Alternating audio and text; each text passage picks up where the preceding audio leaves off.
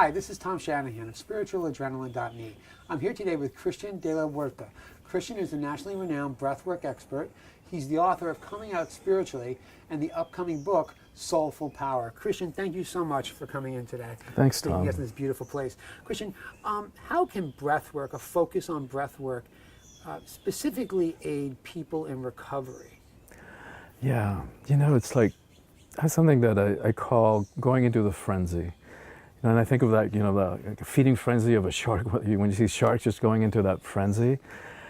And so when that hits us, when that frenzy hits, whether it's for a cigarette or for a pint of vodka or a pint of Ben and Jerry's, or to pick up the phone and call somebody, you know, that I've got to call them, and or that text, or whatever it is, hooking up with somebody online, or picking up the joystick and going for the gaming.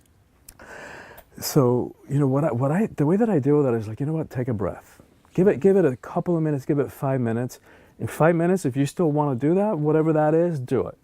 But don't pay the price of going right for it, because what you might be doing is covering up information that's really good for you to know about yourself. It's like, wait a minute, well, maybe, what am I really feeling under the frenzy? Mm-hmm. Right, so we take a breath. This is where the breath comes in. We take a few deep breaths, begin to slow it down, and then we ask ourselves, what am I really feeling? Mm-hmm. Like, am I feeling sad? Am I feeling worried about something? Am I feeling lonely? Am I feeling vulnerable? Let me ask a question.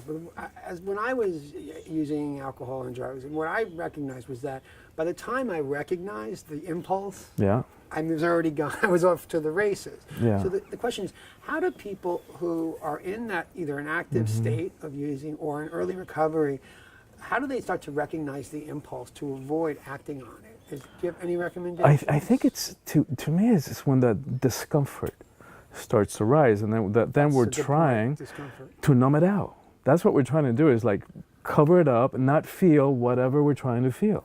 So we're trying to stuff emotions, we're trying to not think about something or someone, and so that's the addictive part of it, or that's what we're trying to cover up with whatever substance or activity. Right.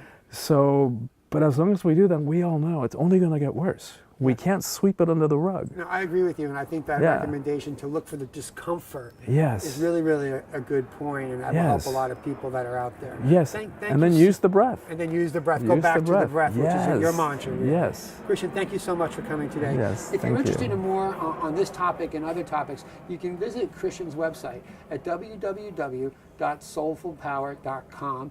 Or you can look for his upcoming book, Soulful Power. Christian, thanks again for coming out. I appreciate it. Thank you.